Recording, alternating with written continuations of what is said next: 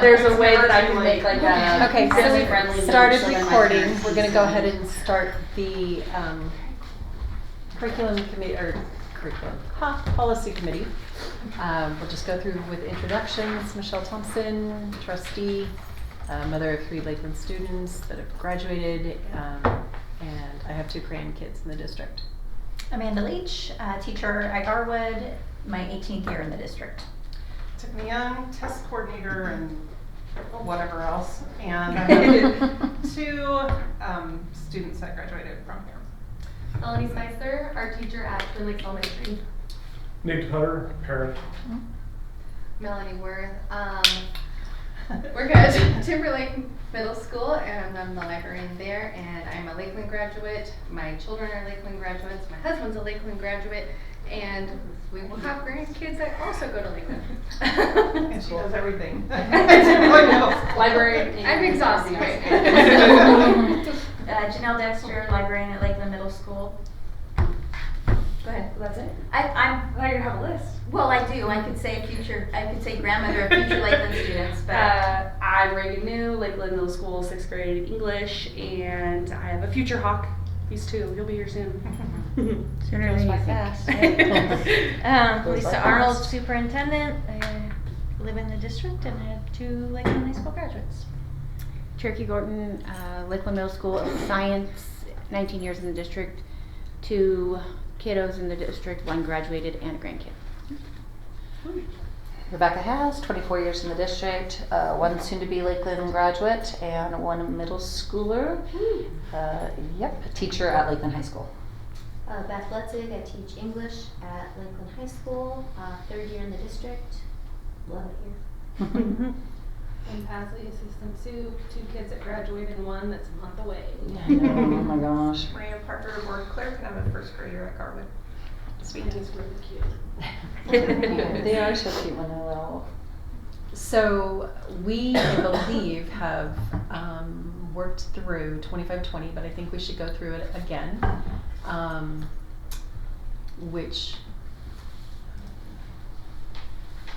Okay, so 2540 formally now 2520. So this used to be 2540, and it was our 2540.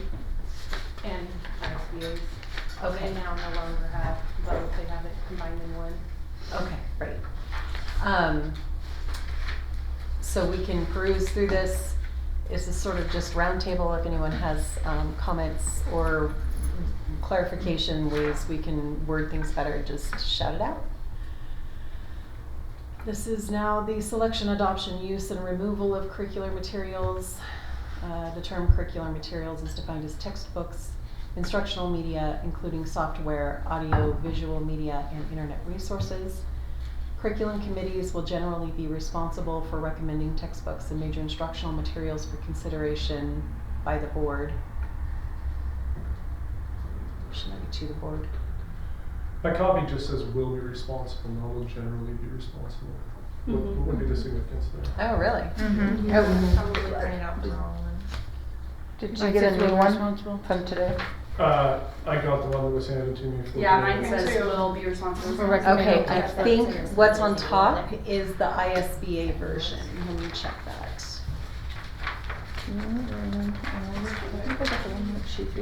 Yep. Okay, so the one that's on top, I think, is ISBA. So we can flip it over. Oh, yeah. No, it's the only copy that we have. All right, well, Then we'll look at the screen. Do you want me to print this one? It doesn't say I on the don't think it screen needs to either. be. I mean, we'll just, It did. It said generally. okay. It's not So on this the says, Right there. right, will She generally. just flipped it, and the one that wasn't. Committees will be responsible. Generally. Oh, generally. Oh, Okay, so will generally be was in our policy 2540. Okay. What was in our 2520, there was no, because this is a merging of these 2 Okay. policies that we had. So, do we want to keep the word generally? Guess. No, I don't think we want to do it. Okay. Yeah, I would get rid of it. Right, Perfect. Yeah, be very responsible. This is why we go through them. Curriculum committee will be responsible for recommending textbooks and major instructional materials for consideration by the board. I really think that should be to the board. They're making the recommendation to the board. But it's for consideration. Consideration by the board, Mhm. okay. The board shall establish a curricular materials adoption committee for the purpose of advising the board on the selection of curricular materials for use within the district. At least half of the committee must be comprised of persons other than public educators and trustees and shall include parents of a child or children attending school within the district. All meetings of the committee shall be held in open session and be duly noticed. This is a grammar English teacher picky thing, but the first paragraph you have is one sentence, which is not a paragraph on its own. So could it be combined so that it's not just hanging out there as one sentence? Oh, you mean once you get rid of everything, it's literally Take just the- one sentence? You Yeah. can take the English teacher out of the classroom, but you can't take the classroom It's out of the literally a English teacher. curse. So we can combine it with this one? Yes. Thank you. Or it may be more Bumped up to the top one. appropriate to put this below it. Oh. Yeah. Yeah. Under. Mhm. Yeah. Okay. You might want to put a T, it says keyboard. Well, you know. But where did the T's oh, stuck wait, at the the bottom. T's hanging out. There's T. It's Here's everywhere. Spill the tea. Hold on.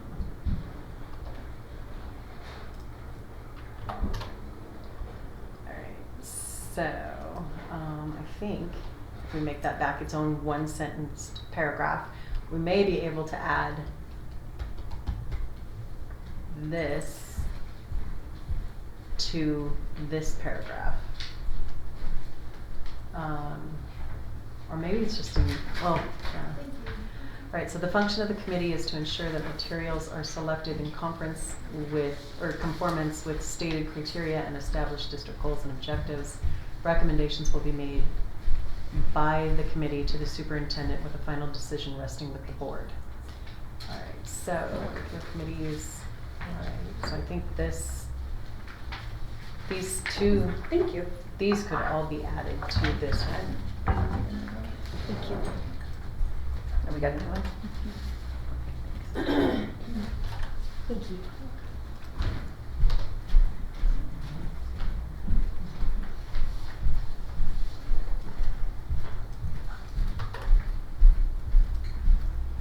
There's not a specific number of parents needed for the committee? It just, they have to comprise at least half.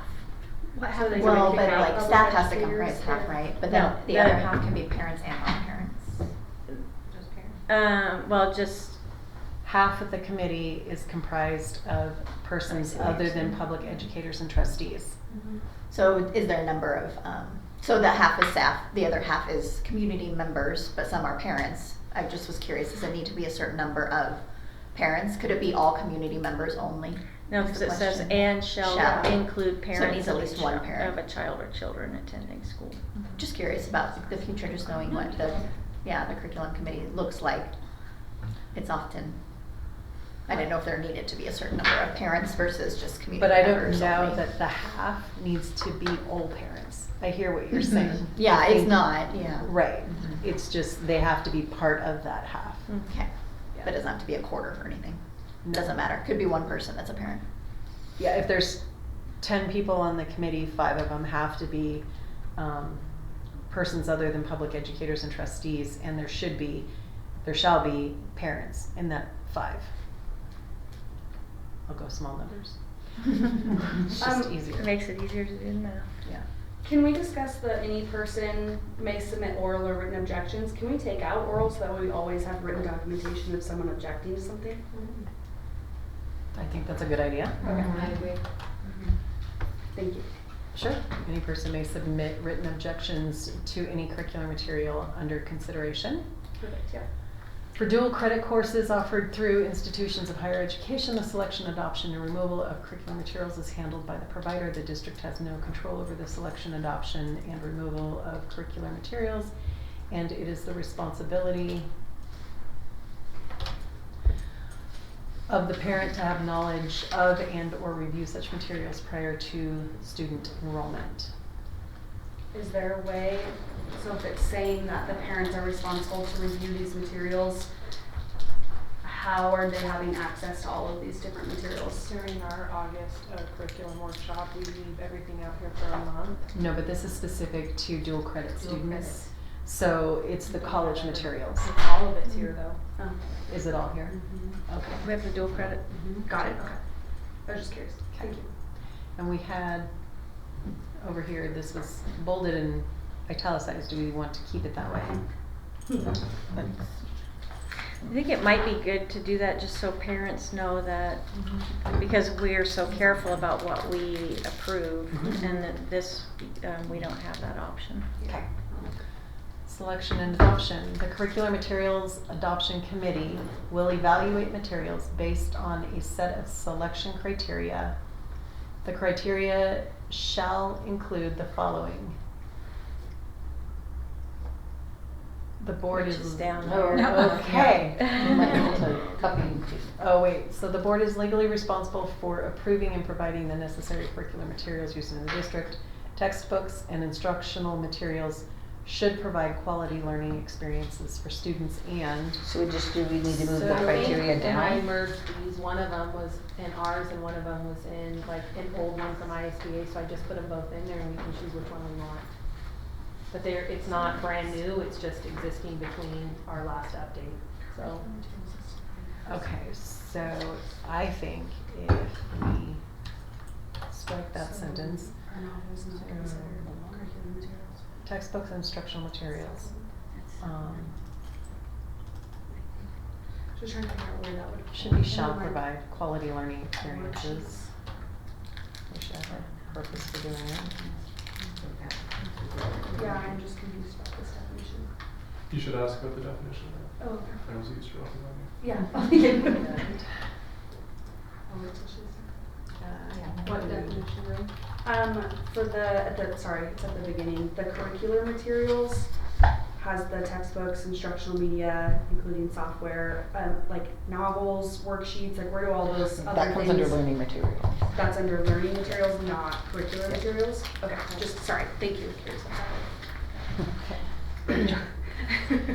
So we want She's to ready. make sure that it aligns and enforces accuracy with Idaho content standards, stimulates growth in knowledge, literary appreciation, aesthetic value, and ethical standards, be congruent with identified instructional objectives, present varied viewpoints on all issues, align with board policies and enacted resolutions,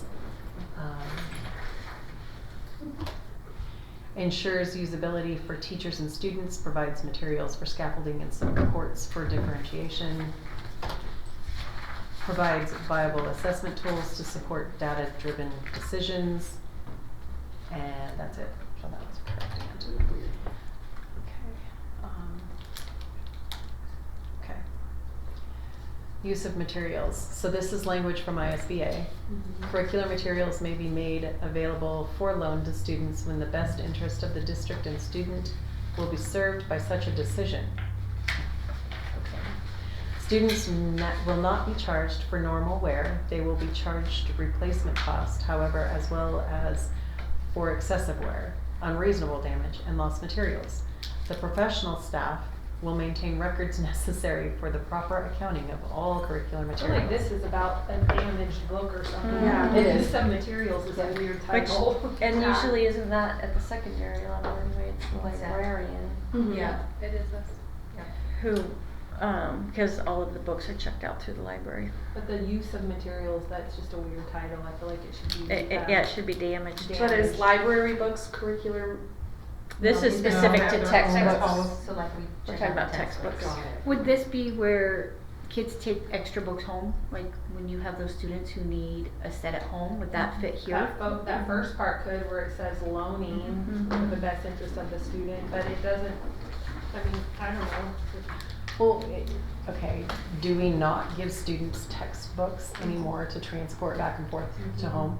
If they need them. So we have Yeah. a lot of class sets and Yeah. sometimes we just have a class set, and then if a kid needs a book for homework, they will come down and check them out. Yeah.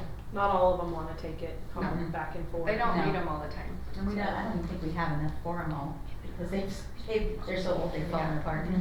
Yeah, we had to go down to a class set. History. History's so much more. And EL. And algebra. And EL. The news collections. Which I have. You do? Typically, we only charge when there's been significant damage. Or when they're lost. My No. I think we just have It's just a to weird play one. with this. Well, I think the language is weird to begin with. Yeah. Do you have one? Uh, I have 300 books. So if we just say that curricular materials may be made available for students I don't know if I use. have that many. I probably Student- have student close to use. 300. Wouldn't, you. shouldn't it be, 300 sounds really good. I think maybe. Student use. I think it should say students. Student use. should it say may or shall? Student I don't know if I can teach them that. Curricular materials shall be made available for student use? Well, I don't know what actually goes on, so, Well, they all have access, I mean, they all get them. Whether they have access to them in the classroom because we have a class set and those teachers typically don't send homework home that requires the use of the book. A lot of the books Or- are online now too, so because we've gone to the online platform, almost every book has an online version. So therefore, Well, I feel like lots of people don't want the responsibility of a textbook, if it gets lost. yeah. Yeah. They're so expensive. it's just- Yeah, it's ridiculous. students will not be charged for normal wear. They will be charged replacement cost, however. Does that have to be Um, there? However, There's as a lot of well, yeah. Fluffy, some fluffy Well, words. and how do you Just make it define all one big excessive list. wear? Like, it's not the kid's fault if the book's old. We pretty much know that Oh, now. yeah, They're, but like they're holding I had together a with student duct who left tape their now. backpack in the back of the truck, and then they went through mud bogging, and so then the book came back. I think every But wouldn't that damage just be reduce the damage? price Yeah. on replacement. You know what I mean? That would be That's damage. the- Yeah. That's Water bottles in the backpack. Thank you for taking it. Yeah, water bottles, Okay. water bottles do a Yeah, lot. And it's the professional staff that maintains the Usually the records. teacher. So we of the change library. professional to appropriate, the appropriate staff will They're all typically, Well, at the elementary a- would be the teacher. But the librarian is actually the one who maintains the record, the teacher doesn't. And the teacher's not the one that accounts for. I'll put my name on anything else. I used to. I do. And I'm in charge of my books. I don't know. So, So the school librarian will maintain records necessary for the proper accounting of all curricular materials. Okay, Do we need to put something in there if it's completely damaged, though you took out that part? I did. Is that something, cause I was Because just we thinking. do yes. charge kids when they lose a book. But I'm thinking, sorry, about the school And- librarian. I and don't know when if our they- school librarian even knows all of our curriculum in our rooms. That's up to us to know, I guess. I always assumed. I don't know if Wendy, wish Wendy was here. I don't know what it looks like at It's because elementary. elementary doesn't have textbook manager. Right. But they have We have our own like textbooks. if you told them that you were missing something, they could put it on their account. Yeah. Just that, like, I don't know if I want, she wants to be on the hook for all the elementary principal or librarians. If that seems more appropriate for middle school and high school, but I don't know. I think it would make it consistent across the district if they did that. Okay, yeah. Would sure help with inventory. Yes. Mm-hmm. Well, I don't think Would there's help ever with Yeah, been because inventory our necessary for textbooks are elementary. They all went for to the us, library, yeah, all and then we libraries. let our principal know if we Would need help with additional ones. inventory of textbooks. I don't- Like Well, at I the know high that school doesn't level, have- it's, I they're know. all Yeah, inventory. no, Melissa Like has manager. an inventory of all my Yeah. books, but they're just It's all just- in my I just room. don't They're think it's not done for in elementary there because they schools. just So, don't use. adding in the Program student, has it, this I think, sentence, 'cause so we're saying that students will not be each charged for teacher normal has to do wear. their own Right. Students will be charged for I- unreasonable damage, Whereas- excessive wear, and lost Yeah, when do you- If I was materials. running Yes. into the library. Any other separately, reasons we would it's charge just students? Automatically Okay. counting them all. So the school librarian So will it would be maintain a setup, necessary records, But after that, it's records super easy. necessary, See, at whatnot, my but now we're not do it. clear There's on still whether it's teachers the who just library. keep in your classroom and Right, if for you ever sure have it's the anyone in column, it gets the done. librarians at Remember the when secondary Mark- level. Mary Alice did put all the textbooks in there. So I don't know that currently it's the school librarians at the elementary level. However, if we moved in that direction, we would have a better inventory of our textbooks because we would run them through the library. I say we leave it. Yep. Okay. It's a good move. Removal. Curricular materials may be removed when they no longer meet the criteria for initial selection, when they are worn out, or when they have been judged inappropriate through the learning materials review and reconsideration process. Do we have that? I think we're gonna start. And typically that just happens when we adopt new curriculum, then the old curriculum goes bye-bye. Well, some of it. but, Some of it, yeah. well, for example, when we initially bought iReady, we didn't have this learning materials review and reconsideration process, but we definitely had parents who brought forward concerns. Mm-hmm. And we went through the process, we just don't have that I mean, I guess I would say as part of our challenge doing a process. full adoption, it's not like a supplemental piece. Prior to even starting the traditional adoption, we do a review committee. Anybody reviews the whole, so we have been doing that for a few years now. I don't know that we reconsider anything, we just review it all. Well, and when then it's say worn yea or out, nay and give the recommendation to the board. well, and when it's worn out too, we just basically dispose of it. I mean, if we can't use it anymore, as far as, Right, you which get is, one or two books that come in and they're just falling apart, I mean, that's removal. that's, Yeah, yeah, that's I mean, what it that doesn't have to, I wouldn't think you'd have to put that through a, No, it doesn't say that, it's an Okay. or there, so she's Okay. asking, Oh, do we gotcha. actually have that process? So Which, this which we. according to our policy, we do. Because this is our old policy, so, Okay. all right. okay. So we do have But- we definitely have a challenge process where parents can bring forward a concern and then we go through that process of, I don't know that we've called it that, but we can start. That's what we're gonna call it. Do you wanna change it from reconsideration process to challenge process then, and maybe add it? That's the, challenge process yeah, then? that's the language that we currently use and have in place. Challenge is not But we do aggressive. go through a with all of our stuff. Right, but this is when they've been judged inappropriate. So it could be we adopted something and somebody has a concern. The connotation of what we currently have right here is you start throwing a challenge and people are looking for something. Challenge. But that's our process, when you, I mean, that's literally what they're doing.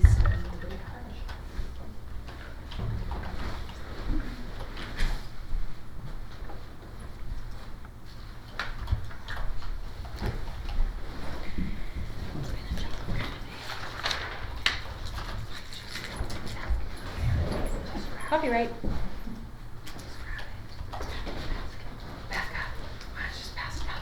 What is that? It's Lynn's chocolate basket. I've had access to Lynn's chocolate basket in 5 years. I told her around last week, and I left it in my car, my daughter gets in, she just unwraps it, sticks right in her mouth. Thanks for sharing. That's what my 8-year-old would do. I know, I'm saying no. Oh my gosh. Who they are.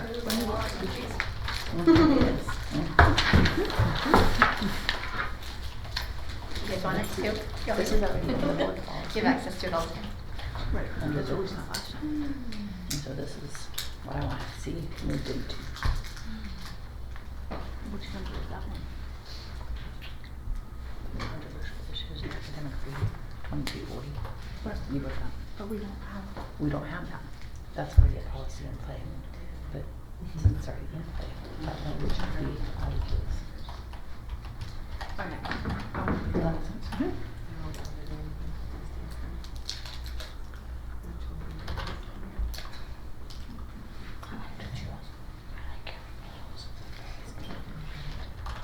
Do our policies typically list them out as A, B, C? Because I feel like they usually just kind of list them out as like, and then at the end and or, just for like consistency's sake.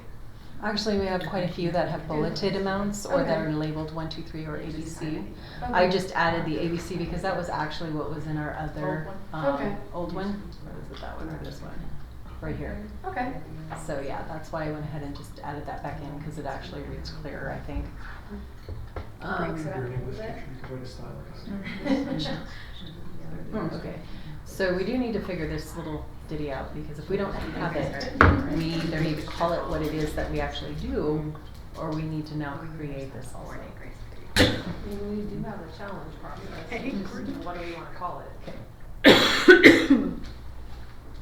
So if a parent came in and said, what, and they, I don't know that a parent would know to say, I want the challenge process. Yeah. But do you have like a form or something that says challenge process across it?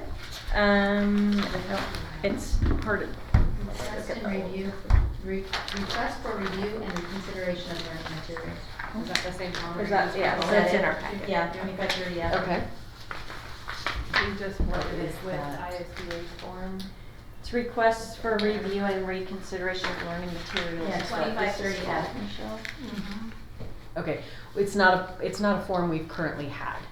So it's Well, one we would, We had a form and we merged what we had with what ISBA has, but we just had it was never part of policy, right? I'm right, is that you had it before? Yeah. so we had learning materials review. This is what it was. And it referred back to the uniform grievance process. Okay. Procedure. Okay.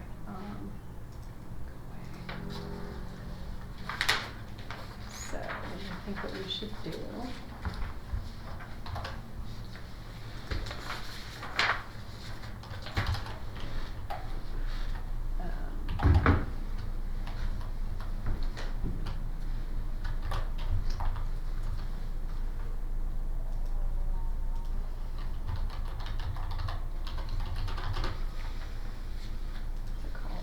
Learning material review and reconsideration form.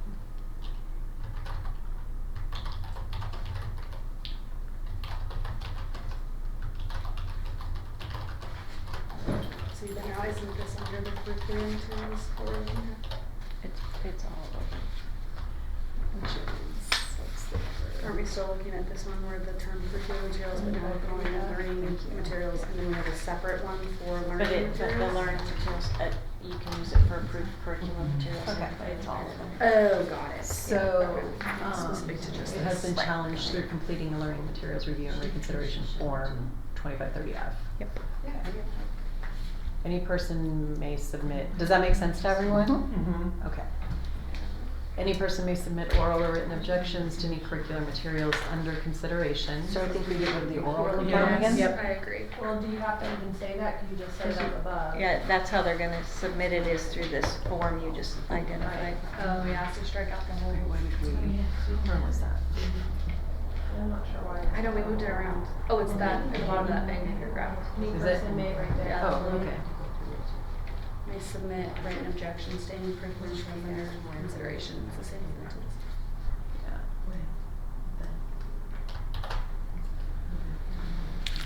The Lakeland Joint School District shall have on hand and available to the public the titles, authors, and publishers of all curricular material being used in the district. The public has the right to inspect the instructional material, accept students' tests used in the district.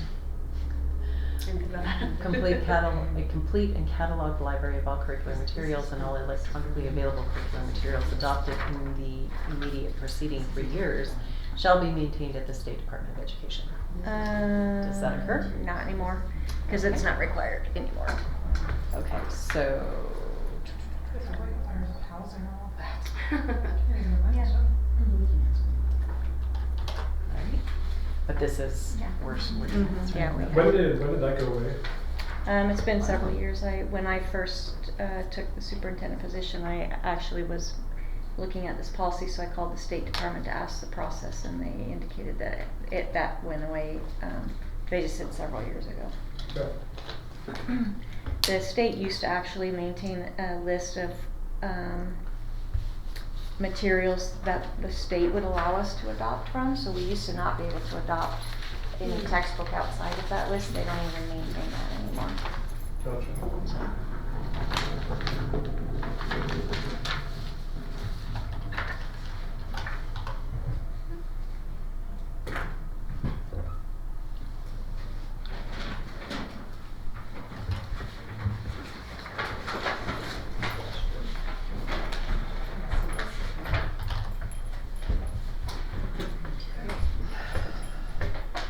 So, anything else on here that anybody thinks we need to critique or review?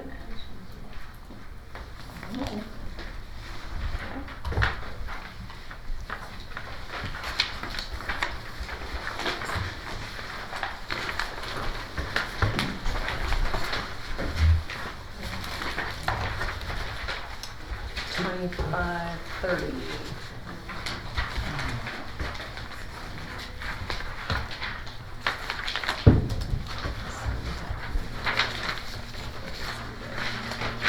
Alright, so learning materials, review and consideration.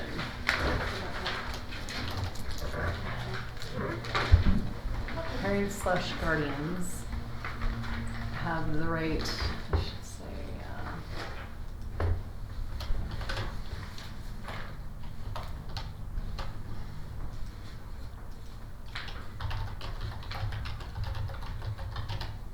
legal custodians have the right to guide the reading, viewing, and listening of their own children, but must likewise give the same right to other parents and guardians. What? Why are we making this statement? What's the point of it? That parents can choose for their kids but not their own? Not others. Not others. I mean, that's what I meant, It's not kinda- their own, yeah, but yeah. other people's. I think that's what it's saying. The board has a constitutional obligation to not remove materials simply because it disagrees with subject matter. The First Amendment of the U.S. Constitution encompasses not only freedom of share one's views, I think it's supposed to be but also two. freedom to receive information. To share instead of share. I think it's supposed to be to share. Maybe. Oh, actually, That's just like we have a ISB. I'm not implying that we made that mistake.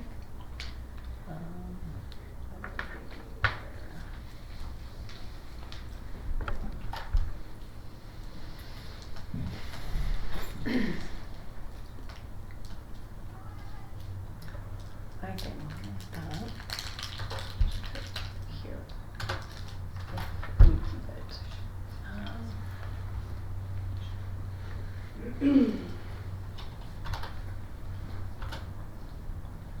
Citizens objecting to specific materials used in the district are encouraged to submit a complaint in writing and discuss the complaint with the building principal prior to pursuing a formal complaint pursuant to the uniform grievance procedure, which we actually removed from the other thing, the other policy. Those two pieces are the only pieces in 2530 from our old policy. The rest of it's brand new from ISB. Oh, wow, okay. Alright, so Four pages long. I just What wanted you to know, is I just the- checked all the legal references and the requirement to provide the list, it states not there anymore. Well, and I would argue that it should have a teacher in there. If there's a concern about something the teacher is using in the classroom, then the teacher should be the first person contacted. Before the principal. Yes. I would imagine. I mean, obviously, that's, the teacher is the one. I think you have to read the whole thing in its entirety because this is, the black part is from the old and then it goes into a whole challenge process. So I don't know if you go with the other challenge piece that you'd even keep these two. I don't know, because there's a couple of options. So. okay, so let's just keep reading and we'll come back. Learning materials for the purposes of this policy shall be considered to be any material used in classroom instruction, library materials, or any materials. It's redundant. What's the point of having that? A teacher may utilize as part of the course of instruction or refer students to utilize for educational purposes and as part of the educational process. That's not even a sentence. I feel like that whole paragraph is There's two periods at the end. I feel Is like we that need a the double? different definition of So what if you go library or down what. though, it does have like. Learning Oh yeah, we materials. have it in blue down here. Mm-hmm. There's two periods there too. Yeah, this was It's just, interesting. yeah. Okay. But that's all, it's really short, so that's the only part, and then Teacher ISBA may has a utilize what? 4-page one, so. Yeah. But the next, Got that? after any parent, the very next where it says learning, it's literally almost the same, it just is written a little bit differently. Okay, so any parent, guardian of a district student, while you may formally challenge a specific learning material item used by the district's educational program, challenges will be accepted from individuals belonging to at least one of these groups. Which group? No one's listed. The district student or the, yeah, guardian student or any plea. Any district resident. Learning materials for the purposes of this policy are not limited to board-approved curriculum, but shall also be considered to be any material used in classroom instruction, materials available to the students in the classroom, library materials, or any materials to which a teacher might refer a student as part of the course of instruction. The So- major, go ahead. Sorry. No. Am I understanding this correctly that curriculum has to be board approved, but learning materials do not always have to be board approved? That's a good question. Well, and kind of what we had hit upon 2 meetings ago was the idea that if it's a learning material that supplements board-approved curriculum, i.e. it falls under the scope of that curriculum that's been approved, then I argued that should also then be acceptable, and there's actually already board precedents for that in a previous policy that was adopted regarding the idea that teachers shall be free to choose supplemental materials to support and enhance the regular classroom curriculum, having previously been approved by the board. So it's curriculum that's been approved by the board. And we're bringing in materials that support that. That those materials don't need to in be direct board connection to that curriculum, then in theory, They and that's do why not. we're here, that should also then be. What policy did you just reference? That's actually the controversial issue, is an academic freedom one, but it says right there I love that. in that policy, so. Right, but what I think I heard you read was that as long as the supplemental curriculum materials has been approved and regular curricular materials have been approved. No, it says shall be choose to supplemental materials to support and enhance the regular classroom curriculum, having previously, the classroom curriculum previously approved by the board. So for example, my book has been approved by the board. So things that help to supplement the curriculum in that book would then also fall under that particular umbrella. To that extent would also be teacher created worksheets, activities, assessments, and things of that nature. It's not, are you saying it's not a standalone, it's embedded into what you're already Yeah. doing? Yeah. So what's the policy number? The policy number was 2340.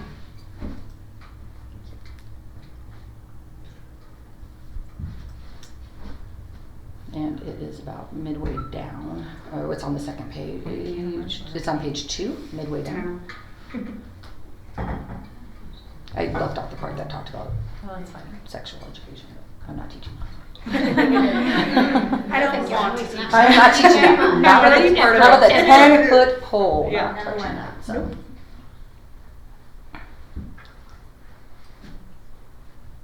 So the way I read this, that means having previously been approved by the board.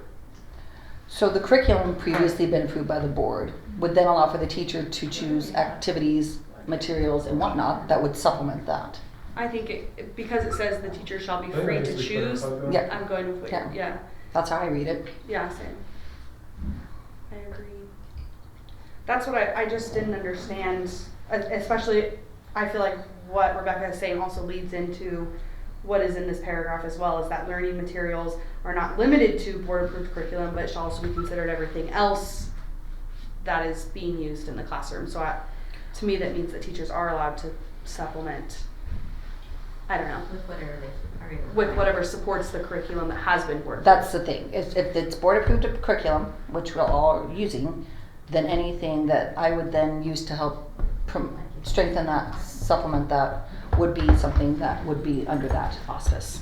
Right, but it would be my understanding that whatever you're using has already been approved, be it Yeah, like that's- teachers pay it's not teachers. longer. I mean, we've approved things from their site. So what you had mentioned 2 or 3 weeks ago to me was the fact that, you know, like if you're teaching math and your students need more reinforcement, so you generate your own worksheets. As long as those worksheets are coming from the information provided in the curriculum or the approved supplemental curriculum, Meaning, like, I guess if you're looking on page 472 of the math book and you're like, okay, I like this, and you create math problems that are just like that, Yeah. you're taking it from the approved curriculum. Correct. So, But for if you're example, just going to some website and picking something out of thin So air, that's why we're here. That's not approved. well, it is because, for example, my curriculum that has been approved by the board, for example, conjugation of verbs. Okay, great. So they can do the writing of the conjugation of the verb. Sometimes there's practices online that they can do for the conjugation of the verb. But with regards to additional practice, independent practice, strengthening levels, there are a variety of other activities that they could do that I could then direct them to. And so that would still be under the auspice of the curriculum that's been approved, even if the website that I'm sending them to hasn't necessarily gone through the vetting process. It's a conjugation of a verb. So, But there's so many websites that we have Yeah, I don't approved. like that as a parent, frankly. That's where it's challenging.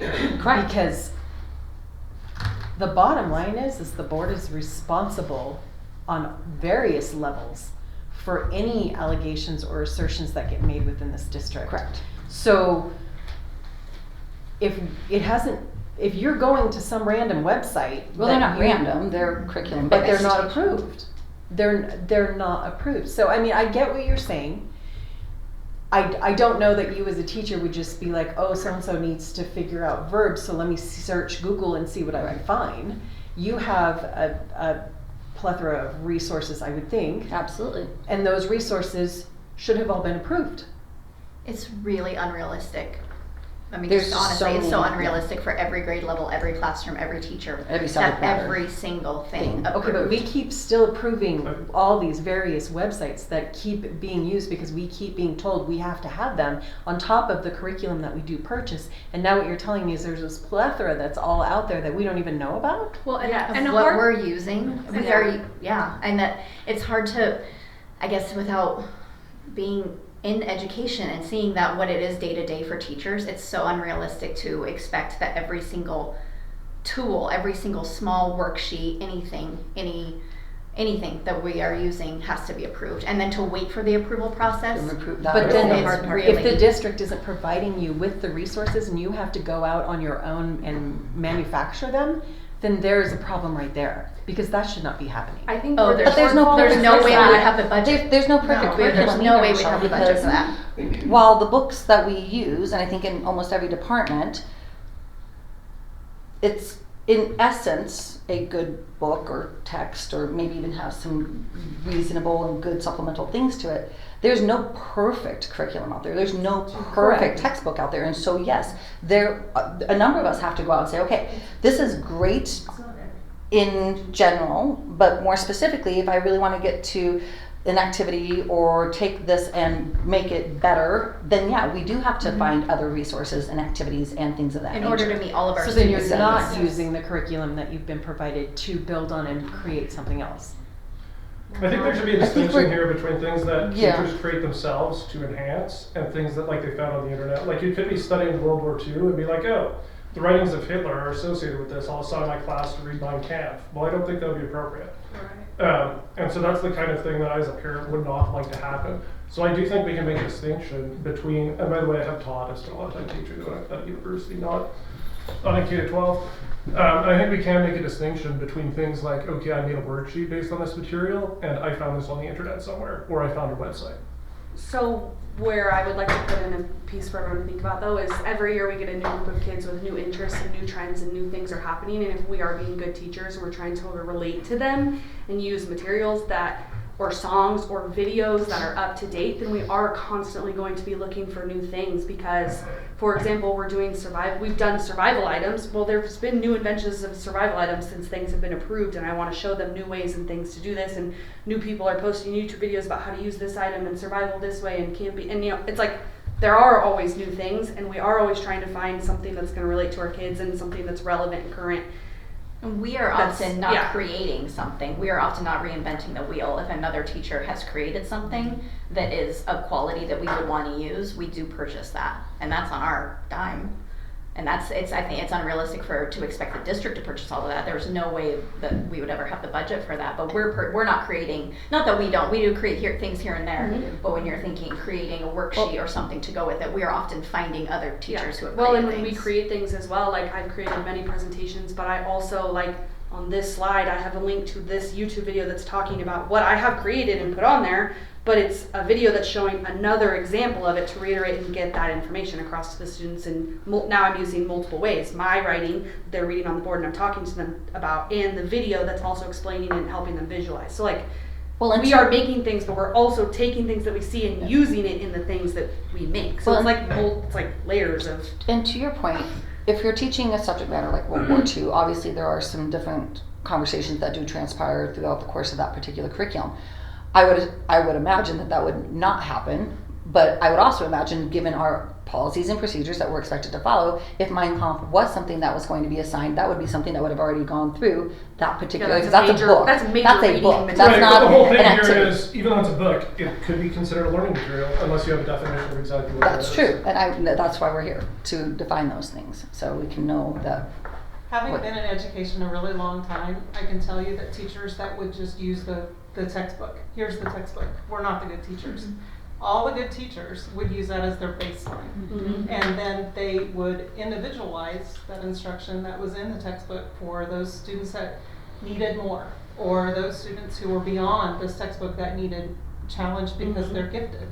So the textbook does enough to get you started, but it's not the end all. No. Here, it's the this is gonna be foundation. the It's the foundation. Yeah, and there aren't And any that meet understand all the that. standards that we need to meet either. There's no perfect curriculum that meet all the standards, so we have to supplement.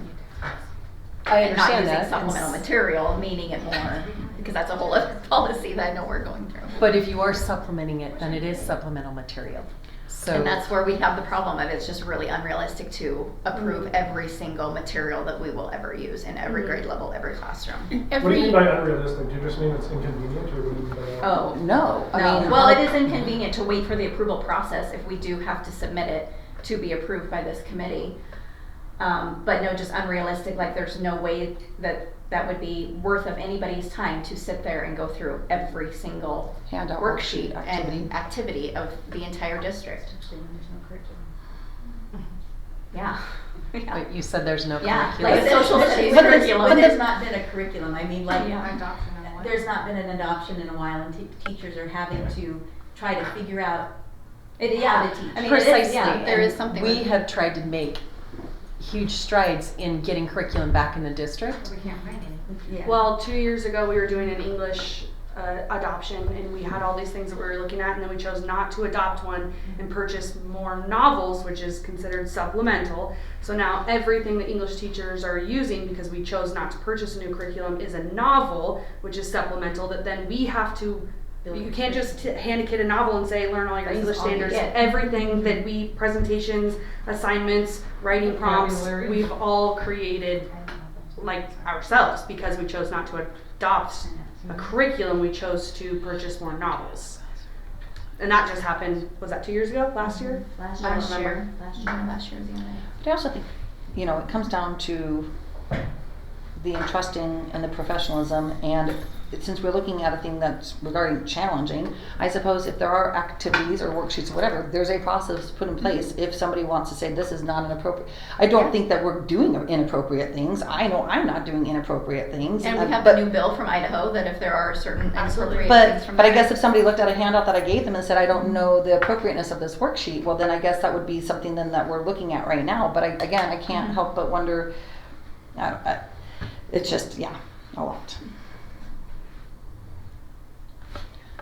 So. I mean, I don't think I'm alone in thinking that's No, unrealistic. you're not. I think it's not. Well, And I know I'm not just. Well, and then we also to run this into the table, dynamics. Just district-wide. The dynamics too in certain subject matters that get taught. So for example, I know this year we had a lot of issues, pun the pun, drama with drama, because of the plays that need to be selected, how they get selected, who's allowed to opt in. And I think that there really needs to be looked at as an opt-in, opt-out for people that are specifically in that class, but that's a different part of that conversation.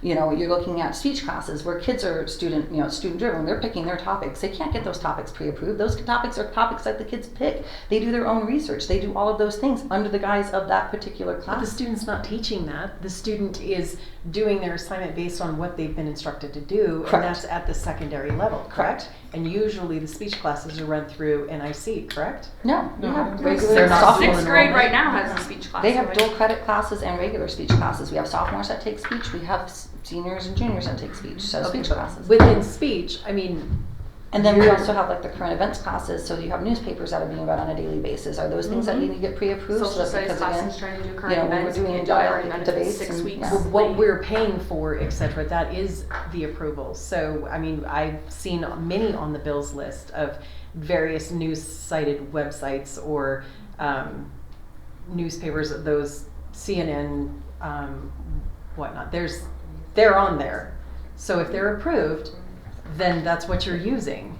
So if you're saying if it's paid for by the district, then it is approved.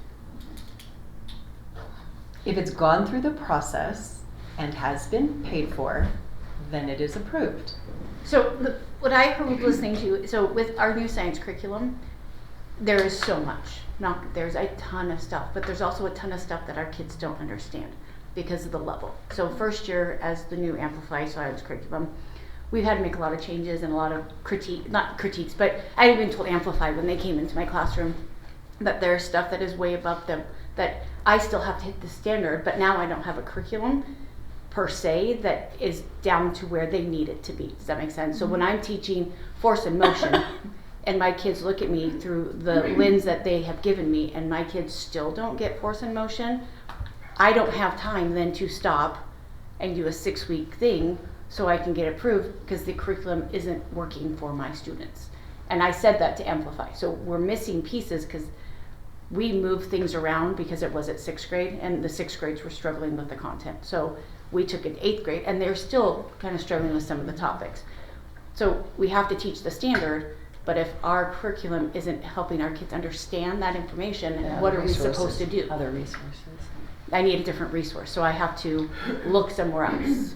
Does that make? I mean, and there are things about it that the kids get great, and there are things that they don't. And if I want my kids to be able to understand the curriculum and just not drag them through because I exposed them to the information, I want them to walk away, say, I understand what this means, and now I feel like I have a well-rounded student and not just here I presented. I've done my job. That's not my job though. My job is for them to learn, and I can't have them learn if they can't understand the curriculum. And if I don't have the ability to supplement to their level, my hands are kind of And tied. that's every curriculum. Right. I suppose then the administration needs to figure out a plan. Well, so what we typically do is if you go with a comprehensive program, there's always going to be differentiation pieces that for the high and the low. That's anything and everything, which is why that supplemental curriculum consistently comes through with you guys. Right. Because they're always, and it could be from a special ed standpoint, not that all these kids are special ed, but you know, you could have a group of kids in 1 year that the learning modality is a certain way, so you're trying to find supplemental differentiation materials for that group of kids. The next year it's a different group. So that's what they're talking about is, yes, they have their kind of baseline, and then depending on who their kids are as learners and what their kids are able to grasp in that moment, they are trying to shift and change. So because it's not about just plowing through, it's about making sure that learning is happening.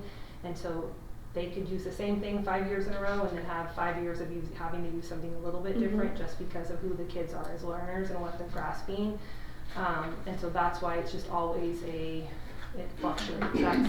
It's the supplemental piece to who the kids are, and you know, and sometimes when you roll out an adoption, you know, our kindergartners will have had it for 4 years in a row. Well, that 5th grade class, that first year, it's the first time, and so the rigor is so steep at that point that they are having to go down to a lower level to help bridge that gap and scaffold up. And so that's what they're talking about, is being able to create, like they're having to pull supplemental, or you know, like iReady is a great math program, not enough practice for some of our kids in certain grades, so they just need computation practice in various, so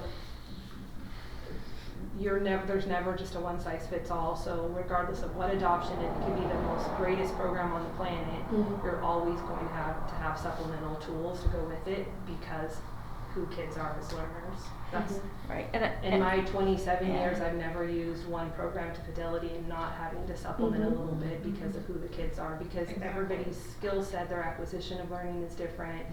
How much exposure opportunities they need is different, and programs try to teach to the middle, so they'll give you enough, a little bit of gifted, a little bit of low, but they can't give you, it's not going to have enough rigor if 5 pages of it are for, for struggling learners. If you have it all gifted and it's all word problems, so they try to teach to the middle and give you a little bit of everything, and then depending on who your kids are, you have to support that. So in the moment, I think the part that is they're struggling with is the in the moment part. They can plan ahead and know that this book paired with this is really going to make this unit dynamic, and I can get that approved ahead of time. But when you're actually in the moment teaching and your kids aren't grasping it, we have tied their hands a little bit with the ability to find something that will work for their kids, whether it's a YouTube video that allows them to see what it looks like, or a different material, or a teacher thing that says try this activity. And that's the part where they're struggling with, is how do you make those decisions in the moment to make sure your kids are actually meeting the standards. So you're talking about real-time decisions, like, oh, I'm teaching a class and the class is not understanding like concept X, and so I like Google concept X and find a thing live. Because typically when I was teaching, what I would do is I would go to the whiteboard and like explain it and break it down to simpler and simpler parts. And we're not just Googling random things and then just Right. teaching them off the fly without I vetting go them home and making because sure. I can't stop thinking about Okay. they didn't So then understand it's this not quite in the concept. moment, then it doesn't happen at one class. But it would It's be like the time next between day what you as come you're up with. still in that unit. It wouldn't be 6 weeks later after you've had it reviewed and you're not even in that unit. or Okay, so talking this is about not that real time then. This is It could be though, if it's a Could be, yeah. reliable, like for example, like a YouTube video, if it is a creator that you see that is constantly creating the same exact type of videos to like help a child read or whatnot, and you already know their 30 videos that you first watch are great, then you could be like, oh, I need one for this rule, and then you wouldn't need to. Yeah, Gotcha, but sometimes so it could maybe be you a are little- just Googling it. No, I'm not Googling it. I'm going to Okay. this based off of resource I've previous already knowledge and used. experience. I mean, going to this resource I've already used and just getting a different material from the same creator and from the same Okay. resource. I'm not just, it's not just me. There's no teacher just Googling something and showing it to their kids live No. without any. But we've all been in the Knowledge. classroom where you can tell the lesson is not hitting. The kids are not following you, and you would have to, in real time, adjust what you're doing and go, okay, we need to toss this aside because I've got to try another method, because I'm not going to just plow through and go check my box. I got my lesson done today. We have to have that ability to think on the fly and help the kids meet them where they are. It's actually in our IPLP as a review to be able to be rehired, is to show that we have flexibility in a classroom. So how are we supposed to have flexibility if then we can't adjust?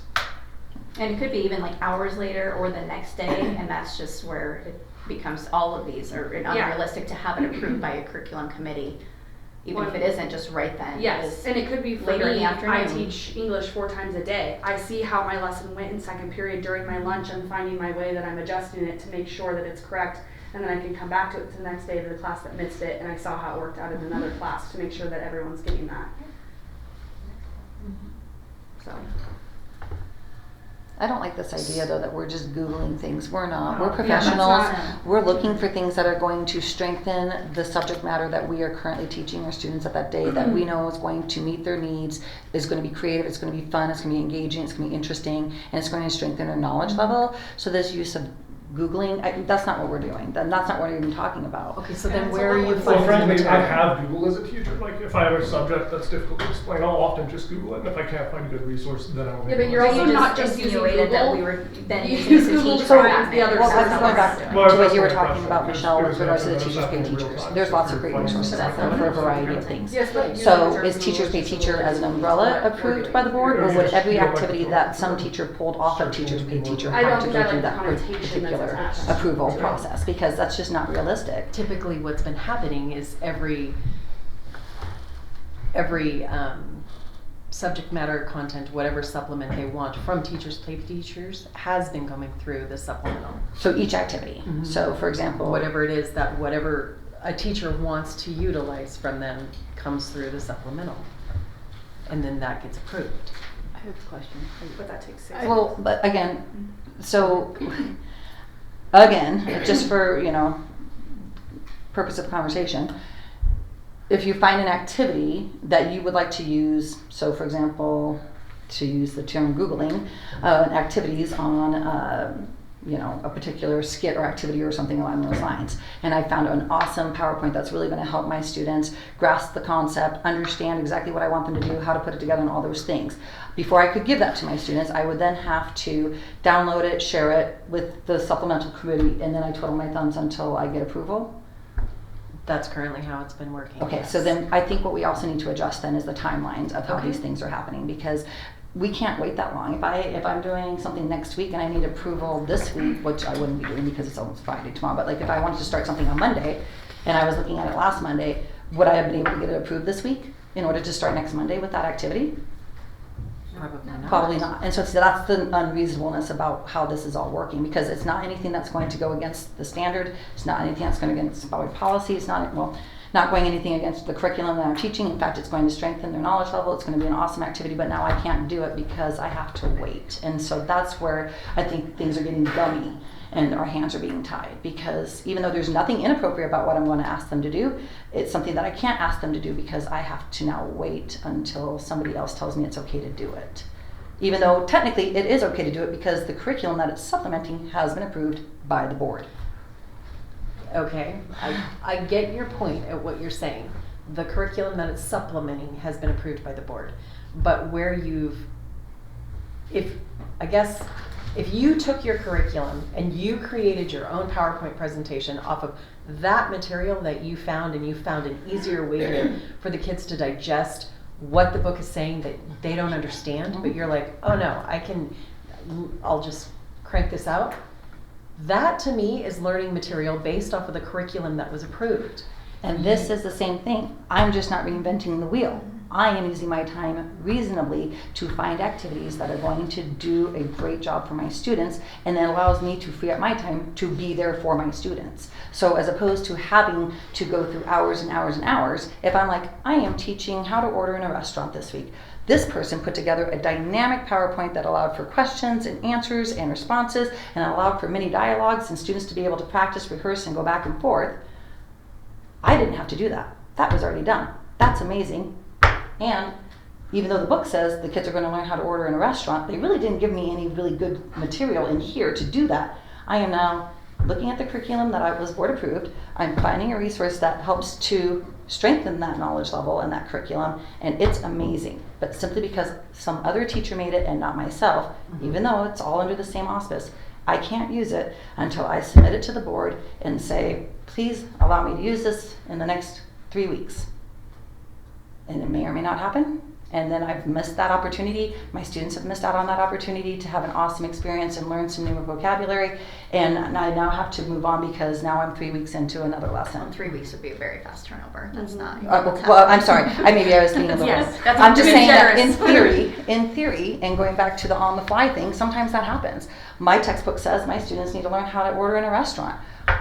Nowhere in my textbook did it actually say or give me any resources to help them learn how to order in a restaurant. But if I find a great activity that says, hey, here's a skit that you can practice and rehearse, and it's all the vocabulary that supplements and says these are the students will be able to curriculum, then again, I think that we're missing out on a very valuable resource because of timing and restraints and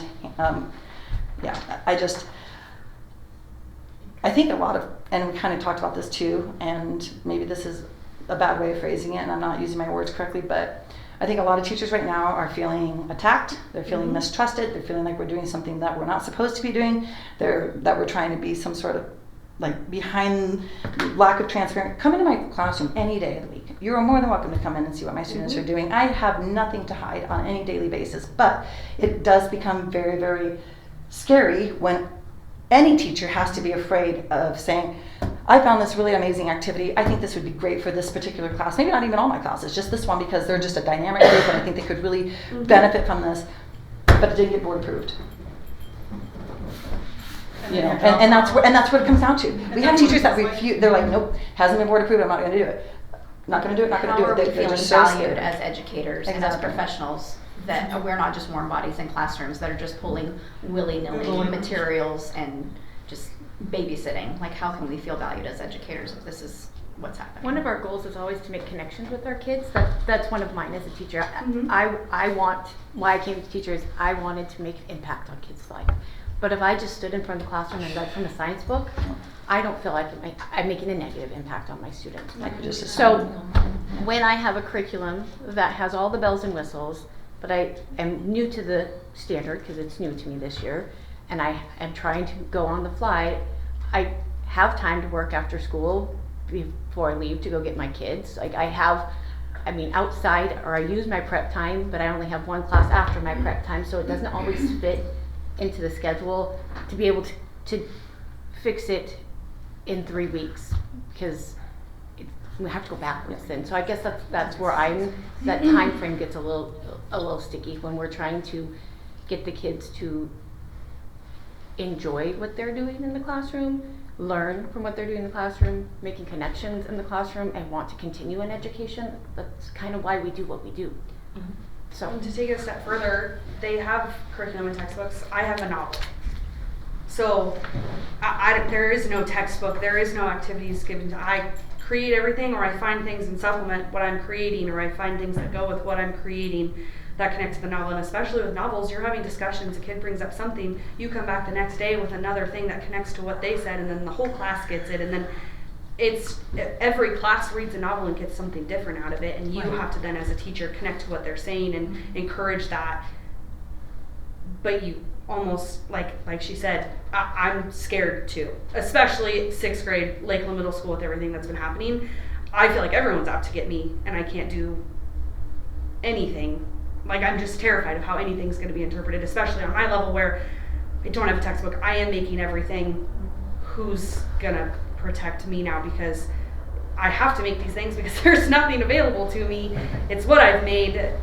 I don't know. I agree. It's unrealistic for some of the things that are being expected, and to have the argument to say, you have this, you have everything you need. We don't. Okay. So. Well, I appreciate everything that everyone is saying here. As a governance, which is what the board is, we do create these policies and we adopt them without adequate or sufficient input from all parties that are involved. It is really frustrating to sit here, and I hear often coming out of staff's mouth, I wish parents would just trust me. Having been a parent in this district, I wish teachers would have listened to me about my child. So I would encourage you all to reflect back on the parents, in the sense that the parents are protecting their kiddos. And I get that they're with you for so long, but the parents are trusting you because those kiddos show up in your classroom. And offering parents enough respect to say, okay, I hear you, and let's work on this together, instead of just immediately putting up walls of defenses saying they're attacking me. I don't think that's helpful on either side of the fence. Michelle, I've taught in this district for 24 years. Yeah, I know you've had my kids. I know, and they were wonderful, and I loved having them, and I've never had once a parent email me where I did not respond to them with whatever concern that they had regarding anything that we've done in class. Not that that usually happens, because... And respectfully, you're one teacher. I We only can. have like almost 600. Correct. So these rules are to govern all 600, not just targeted for one or two. Understood. And I also have kids in the district, and I've gone through Garwood, and I've gone through the middle school, and gone through Lakeland High School, and I work with, and my kids have had extremely amazing teachers that, again, I've reached out to when I've had a question or concern, and it's been addressed. And if it wasn't addressed, then I reach out to the principal and have it addressed with them. And I've always felt very supported and whatnot. And I get that that's not everybody's whatnot. The guess the thing I have then is, and maybe I'm opening up a can of worms that shouldn't be open, but the board approves every single contract in this district. If there's a teacher that you guys are concerned about, or their superintendent is concerned about, or a principal is concerned about, then instead of painting all the teachers with that same paintbrush, then that's what needs to be addressed. If there are people, like, I honestly don't know of any, but if there are people in this district that you think are doing things that they're not supposed to be doing, then that needs to be addressed on an individual level. And I get that the policy is supposed to cover everybody, but it also needs to be workable and usable for everybody, to include the agree with parents you on and that. the teachers. And again, with regards to this idea that every single little thing that we do in the classroom has to go through an approval process, again, it's just not reasonable. And it's not just because it's going to take a little bit of extra time on my part or any of those things, because I'm willing to do the work. I'm there at 6:30 in the morning. I leave late in the afternoon. I'm doing the work. But if I can find things that are going to make some of that work a little easier, so I can make myself more available to my students so I can help them on an individual level, or if I can be available to them to help with whatever they need help with, then I'm going to need to do that. And I can't wait 6 weeks for an approval process that may not even happen. And I hear you on that. I absolutely hear you on that. What I recommend, because this is a board decision, this isn't a No, me I know, decision. I understand. That's why I'm here, because I want to help to create policy that's going to work for everybody. Exactly. I do think that it would be beneficial for the entire board to have this policy, so maybe we can attach it to the upcoming meeting. This one and the other one, even though I know they haven't gone out for survey input. But Sorry. go ahead. Sorry, if you're in the middle of your thoughts, sorry. I was just gonna say, because it would be more appropriate for the board to hear your passion and understanding of, no, I don't know if there's tissues here, but no, I do feel your passion. I hear you. I do. I'm one person. I can't make all these changes. But what I can tell you is when I took my position 4 years ago, 4.5 years ago, it was not a good position to take. And what we walked into was a nightmare. And maybe you all thought it was running great, but it wasn't. And we have tried diligently to come back and right the ship and say, okay, look, we have these rules we need to follow and we have these policies, because we want to protect every single one of you. And if we don't do that, I don't want to see any teacher to get sued. And a teacher won't get sued if we have the right policy in place to where parents have to go through the right channels to make sure that the right butt is on the line. If it's not in the policy, you shouldn't be doing it. I need the rest of the board to hear and feel your passion for what's going on. Okay, we've not been told that this has been some huge astronomical problem. We've been doing the supplemental curriculum now for, I think, 3 years or 2 years? 3 years. So I think there's been some appreciate- confusion too as to what fell under that heading Yeah. to a certain extent. So Okay. that's why, you know, the whole, like we're talking about now, the teachers pay teacher stuff, the worksheet thing, the teacher created worksheets versus, you know, computer generated worksheets versus looking at different websites that might have appropriate activities that are grade level or, you know, whatever. And I want to, go ahead.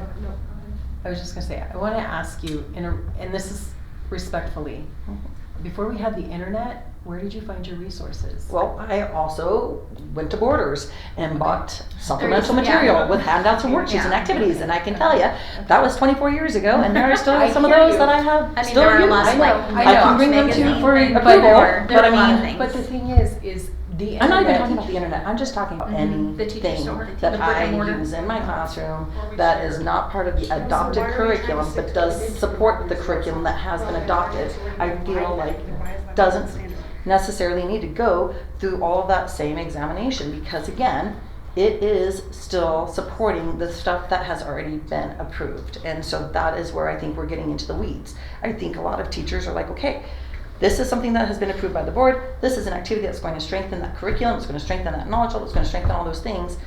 And again, maybe sometimes it is something that they borrowed from the teacher next door, or maybe they did get it off the computer, or maybe they've already had it in their file folder for the Right. past 25 years. But because it hasn't been board approved, does it go back in the file folder? Does it go back to the teacher next door so I can't use that? Or, you know, whatever. So I think that's why we're here. That's why we want to discuss this and figure out what we can and can't maybe be a little bit flexible on. And I think there needs to be that flexibility piece and this idea that, again, every little thing needs to go through that supplemental process. It's just not a realistic concept. We have talked about the timing component, because when we first started doing this, we went through multiple reads.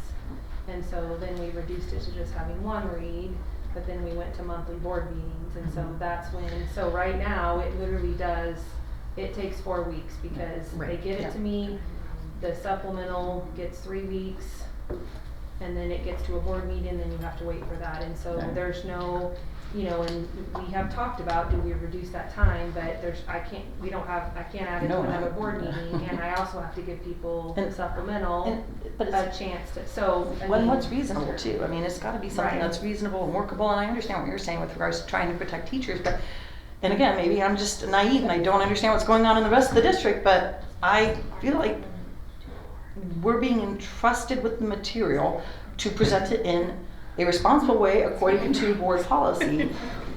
So if there are people that aren't doing that, then I think that that's a whole different conversation. And so, you know, when it comes to the idea of learning materials, you're creating your own worksheets or trying to find worksheets that somebody else might have created that works with what you're doing. I just don't see me versus another person creating it. If it's what I would have done, I didn't have to. Why is it something that needs to then be put through the process? I mean, I could say that's exactly how I would have created it, but I didn't have to. You know, but if I had done it, then it's okay. I You think, doing you know, it though based off of the curriculum that you have is appropriate. But it's the same curriculum. It's just But I then- didn't have to so create basically, it. we're designing curriculum, so we're teachers, but we're also curriculum developers at that point. So If that's I have a question. Previous curriculum that has been adopted by our district for science, and it had been a very long time since we got it, so I'm gonna go with 9-ish years ago, maybe more. there's more. Okay, 12. Since that didn't go through this board, is that considered, no longer board approved. does that make sense? Like, The previous textbook. yes, the supplemental, like, we had this really cool worksheet that is not ours, on the electromagnetic spectrum. And we are working on light waves right now and giving some kids some interesting way to look at light. And it definitely supports our standard, but it didn't come with this set of curriculum. It came with a previous curriculum. That, But didn't the new curriculum we just adopted replace the old curriculum? but some of the things, the material, sometimes you just find. Okay, but it was curriculum that we had in the district that we were using. That's what I'm That's my asking. So point. that's what I'm asking. So that curriculum that we adopted 12 years ago, if I found a worksheet that made more sense for the kids to use, that's still considered approved curriculum? Or- Yeah. Okay, I just wanted to So verify. That also applies to novels then that we used before that weren't currently approved by this board. But we've used them forever. But we've used them, but now they haven't been approved by this board. Do they not fall under? Because novels are Did not need to be. learning materials, just like worksheets, not curriculum, as we discussed earlier. The situation with the novels was a different situation because the board was actually provided with all of the curriculum in the district. I believe that was 3 or 4 years ago, whenever you made that book, that Lisa made it, the book. The board then reviewed all the curriculum that was in the district. We were, For all of time? Like, so even that if it the was a curriculum district that was was like 9 years currently ago? using. Oh. So, But she was saying from something that wasn't even Yeah, because our from when what you it- would have seen in that book. It was a worksheet from even farther beyond that. You mean that book? Because when I took over 8th grade science, I took a teacher who'd been in the district for years before that. And so they just had used some things that were better, but I just wanted to make sure that it's still covered under the realm of curriculum that had been adopted by our district. to my knowledge, and I'm not speaking for the entire board, that if it was in the district being used, Okay. that was our curriculum. So using resources from that curriculum, despite the fact that we just replaced it, to me would seem reasonable. I'm not making a board No. decision, I'm just letting you No, know. I that appreciate that it. just Nope. seems reasonable. And that's what I thought too, So but we I need The to find out respect from the with- board if that's excuse okay me? still. So we need to find out if that's still okay then, from the board. If Yes. we're concerned that there's going to be some decision by the board saying, no, you can't do that, then yes. The novel sets were allegedly grandfathered in, with the exception of the ones that we did see. The newest one. So that was a whole different situation, and that's why now all the novel sets are being approved, because they weren't approved before, they were just brought into the district. That's a different situation than the science curriculum that actually has a review process that it goes through. Because the novel sets are actually taught to children, so that then makes it curriculum, and it needs to be approved. But a lot So of then them- novels need to be on this policy. If you just said that novels are the curriculum, then we need to make sure, because when I had asked this at the beginning, it was said that novels were a part of learning materials. So now we're just getting into the nitty gritty of we need to redefine curriculum versus learning materials, because at one point novels aren't and now they are, and it's just being bounced around a bit. So I feel like they're Well, that if we needs don't to have be- any ELA curriculum, if we don't have any, K-5 does. Well, they have their 5-year-old collections materials. That was actually the decision by the secondary, was to not buy a new textbook, but to continue with the collections and also use novels in conjunction. But the argument was, if I remember from the adoption committee for secondary, was when you went through all of the basal materials in collections, you guys were using the actual novel attached to, so it was a short excerpt of that, but people wanted to use the novel itself Yes. instead. Yes. So, but all those activities through would still be available, but people wanted more authentic text, so instead of reading, they Excerpts decided of they were things, gonna they were gonna read 1812 instead of reading a short little passage of 1812, kind of a thing. So, that was the reasoning why not to, because one, the curriculums that we looked at almost verbatim had the same exact short stories that we currently had, and then people wanted it to be like, if I'm only gonna get through this, I would rather just actually read the text so kids were touching it, feeling it, breathing it. That was kind of the discussion around it. So again, all those accompanying documents, work, whatever that goes with those, you'd still have access to, but it would only be to that short, which is why part of our conversation was we would start trying to purchase guides that went with them, to help with that if you chose to do that novel. And in a lot of that protected list and the list that Melanie has, however long ago as books started coming in, we were trying to buy guides with it so that a brand new teacher would have something, so they weren't sitting there going, I have this novel I want to use, but I don't know how to teach my standards, so here's a guide to help me with that piece that probably some teacher created. So a lot of our novels were with they came with the curriculum. If we could find them, yes, we Yes. purchased them. Right, and so they came with the curriculum, so they were part of that curriculum. Right. So having to go back through and reapprove them, to me, you don't, if you've already approved that curriculum, why are we having to go back through and reapprove all these novels that we already had that were with the curriculum? I understand getting the ones that are new coming in having to be approved, but I don't understand why we have to go back through and reapprove all of the novels that came in with the curriculum. I got so many novels, I couldn't tell you which ones came with it, but we have a lot. I mean, there's a list.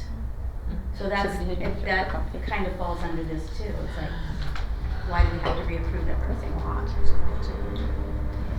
And is there a way that we can go back to like what we're talking about of making sure we're protected with this bill? I know, I guess, side note, I don't think, and I can only speak for myself, not anybody else at the table or even other teachers, but just even in conversations, the majority of parents do trust us in our community. There's a small percentage that don't, or that are having issues. And I think, so when we do feel defensive, it's not that we think like parents are out to get us. It's the majority of parents do completely trust us, and we have great relationships with so many families in our district. When our board is listening to a very small minority and then these issues are arising, that's where we're feeling devalued. But then back to, is there a way that we can get to where through our policies, without having everything approved through the supplemental curriculum committee, where if it's covered with the bill, if it's covered with what we have in our other policies, where we say, just if there is an issue, if some teacher is going to put out something that is not appropriate, where then it is a review. Is that something that is an option without, because The approval process. yeah, and because not that I'm anonymously speaking, I'm not saying this about myself or anybody else necessarily, but saying that every single thing every teacher is teaching right now has been approved through supplemental committee is not accurate, because of what we're talking about with how unrealistic it is. And not that we're doing anything shady, and we're not doing anything that is inappropriate for our students, because that is why we're in education, is because we care about their education. But it is just not realistic. And so then it goes back to, if we want to build trust between the board and teachers and all of our staff, then how can we come to like an agreement with Yeah, that's a good way to say it. where it is, where there are policies in place, and we don't have to jump through all these hoops to prove our education, our Yeah. our value, We our can be held purpose. accountable that if it's questions, this is what's going to Yeah. be happening. Yeah, well, like a code of, we have a code of ethics we that already we're have a all code of following. ethics. We all signed And that. if we don't follow it, then that is a one-on-one issue with that principal, with the superintendent, with the board. Yeah. But just knowing the whole, as a whole, the majority of teachers are doing the right thing for kids. And the majority of parents are trusting teachers are doing the right thing for their kids.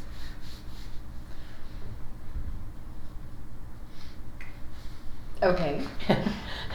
Well, no, I mean, I hear what you're saying. I don't know that it's appropriate to say there's just this small group of parents. That's from my experience in 18 years in the district. I haven't had parents that have, the majority, if not all, have trusted me 100%. And I don't think that's, I'm not an amazing teacher words. I'm so rare. I don't mean that. I think And that's I how don't everybody think probably that's feels. an anomaly. I think that's that. everybody. I hope. Yeah, we But hope really not. amazing teachers in That's this the district. purpose. Yeah, Yeah. So, I mean, I hope that we all believe that. We Yeah. have really Yeah. amazing teachers in this district, because I don't think, I mean, this district, And like the I said, has community been knows amazing that to and work for supports and that. work in, and I've had amazing kids come through my classroom, and I've had amazing teachers for my kids. And so I want to continue for those teachers, and myself included, to be able to do awesome things for our students. And so again, the conversation comes back to, how can we make this workable for everybody? Mhm. Make it a policy that's going to follow Benefit everybody. the rules and making sure that everybody's protected, but also make it so that teachers can still teach and do it in a dynamic way and in a flexible way and in a way that is going to be awesome for our students. And so I think that's where we're needing to focus. And I think hear the whole purpose of the whole thing is that we have removed so far for so many years away from the 6-year rotation that we used to have on an ongoing basis. And now we're trying to get back to a rotation. And it's just, change is always awkward for everybody.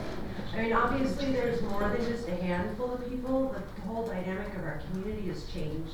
And this reached all the way to the legislature. So it's obviously a statewide issue. And unfortunately, we're being affected by statewide issue trying to fit it to the district. I mean, I think it's just gonna take a while to implement. We're just stuck, The last paragraph that's up there right now, learning materials for the purpose of this policy are not limited to board-approved curriculum, but shall be considered to be any material used in classroom instruction, material available to students in the classroom, library materials, or any materials to which a teacher might refer a student as part of course instruction.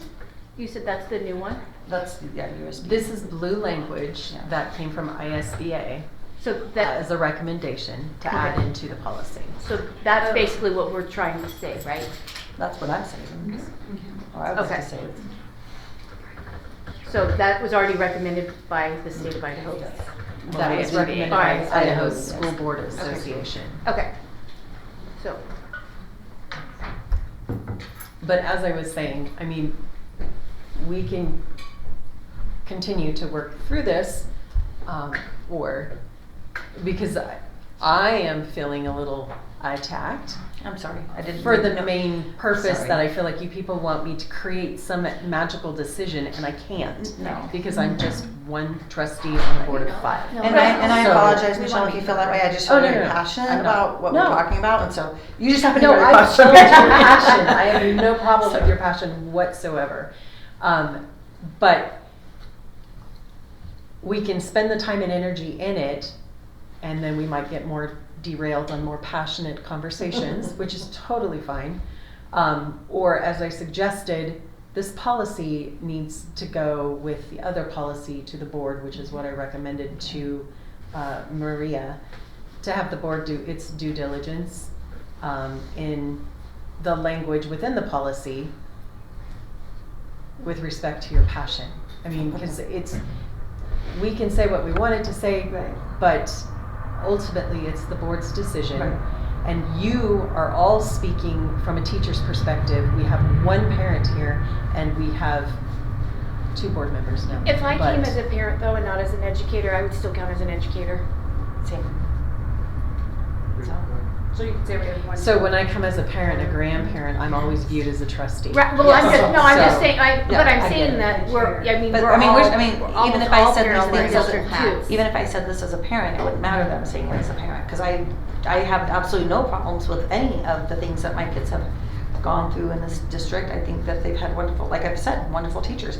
I have no concerns whatsoever with anything that any of the teachers in this district are doing, because I know they're doing what's in the best interest of students, my own included. So else my child wouldn't be in this district, right? So I mean, so I am here as a teacher because obviously this directly impacts me, but as Right. a parent, it impacts me as well, and I don't actually have a problem with anything that any of our teachers have been doing over the course of the past 12 years with my daughter or with my son. And so, so I feel like also, and this kind of segues back to maybe some things that have been happening in the past, problematizing things that haven't been problems. I would like to actually see specifics. I want to see receipts. Where are these issues arising, and what are, and not names obviously, but since there seems to be a concern that there are teachers in this district that are doing the wrong thing or things that aren't, what are the wrong things that are being done, and then correct those. And so that's, I realize that that's part and parcel to some of the things that we're talking about here with the policy, but you know, I think we generalize a lot of stuff, and even when talking about the public, you know, a small, well, maybe it's not small, maybe it's bigger than we think it is, I don't know. But point being is, putting something into a general category versus really saying, actually this is an isolated incident and we can deal with that isolated incident. But if it is a district-wide issue, if it is happening in all of our buildings, whatever this thing is, then I'd like to kind of know what that thing is, because I feel like we dance around a lot of stuff that actually isn't or hasn't been happening. And we say it is, but it hasn't. And I think that that's part of what kind of also drives the conversation. And so, again, I mean, maybe I'm naive. Maybe I just am too focused on what I'm doing and I'm not paying attention to what's going on around me. And there's all this crazy that's happening that I'm unaware of. But I don't know. I don't see the same things that I'm hearing or issues popping up around. And so, but I appreciate what you're saying with regards to the policy, and I appreciate what you're saying with regards to taking it to the board and having them take a look at this and kind of taking the language and seeing what is or is not workable for us, and then bringing it back, and then kind of seeing what we can make, again, workable for everybody, because again, that's really what needs to happen. If we Well, can't, I have to interrupt. Is the consensus that the board purposely created a policy to gang up on teachers? No. Something that's not No. happening? No. Well, that's what I'm hearing. That's and not here's involved in the reality. conversation, no. I don't think, well, that's what I just heard. that wasn't. Well, you you all weren't started here out for with that. that you guys don't feel 45 minutes of the trusted by the board, conversation. that we're not She said she letting didn't you want to do hear your the job. generalization. Yeah. And I would like to hear if there's been something said too, because I haven't heard anything about our teachers being bad. I like I said the night of the board meeting, I've had one email since Lisa's been superintendent about any staff member. One in 2 years. I've had no complaints about our staff at all. No, I've heard nothing derogatory. I think we're taking all of this too personal. I think everybody's feeling attacked, and it's not an attack, it's something that unfortunately we are all having to live with. You know, It's personal when if it's our careers and it's our 100%. passion and our love.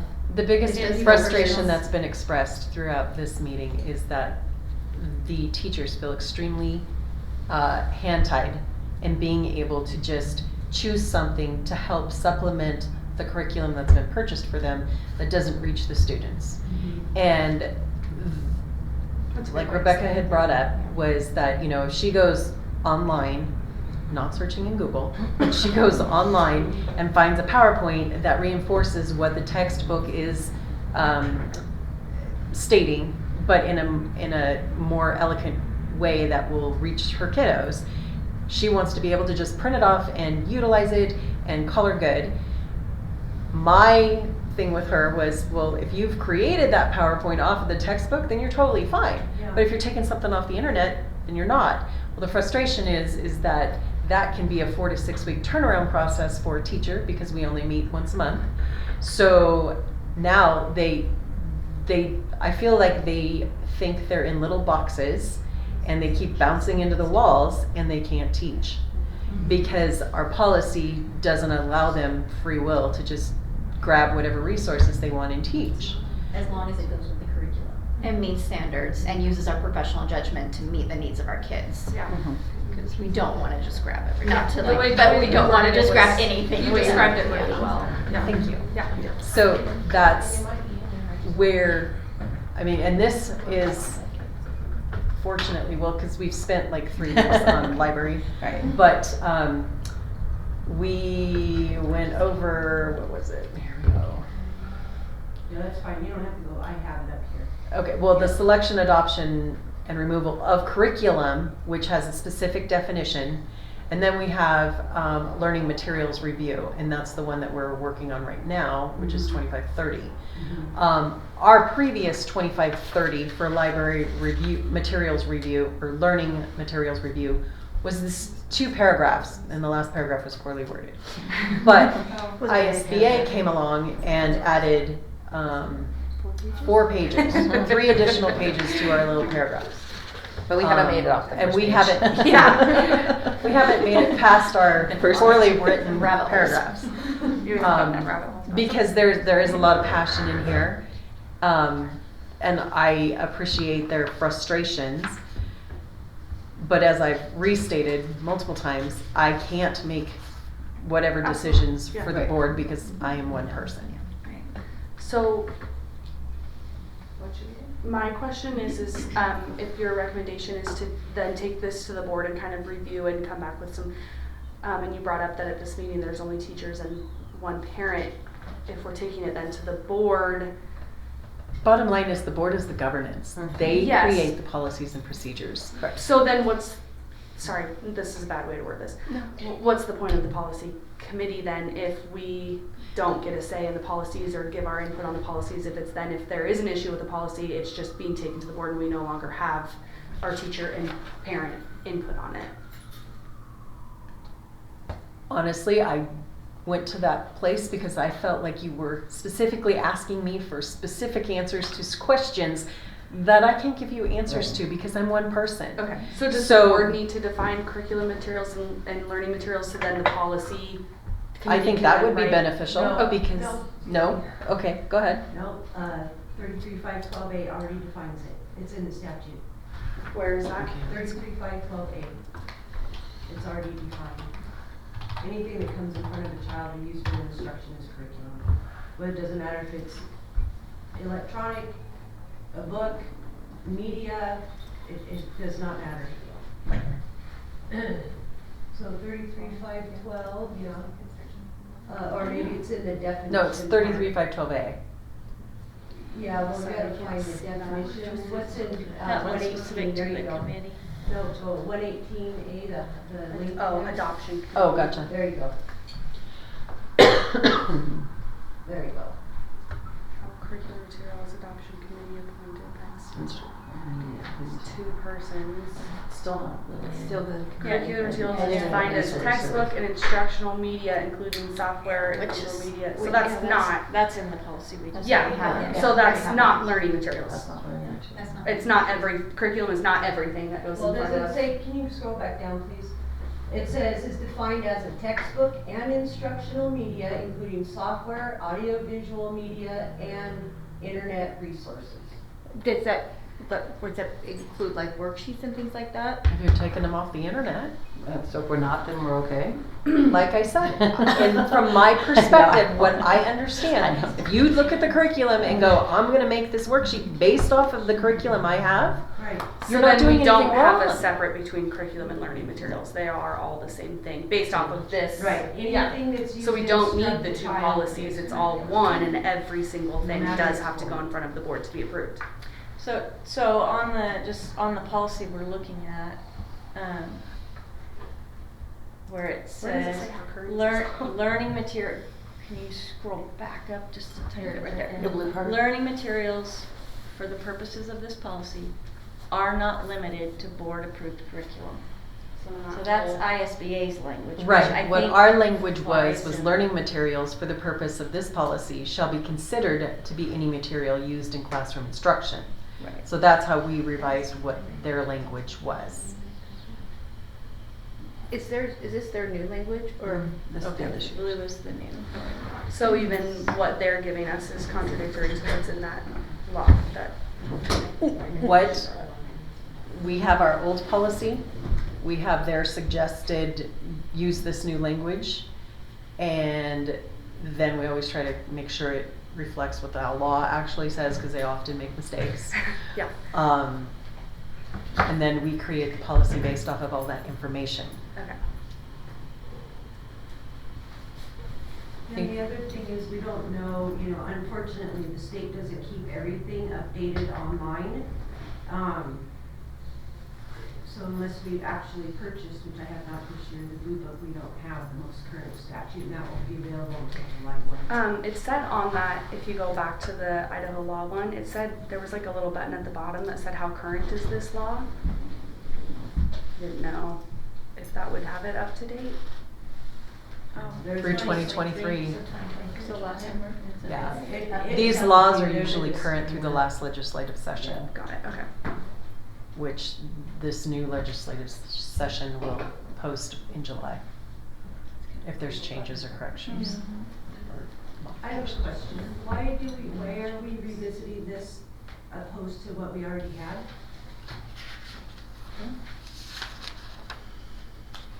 I mean, was there a problem with what we already had?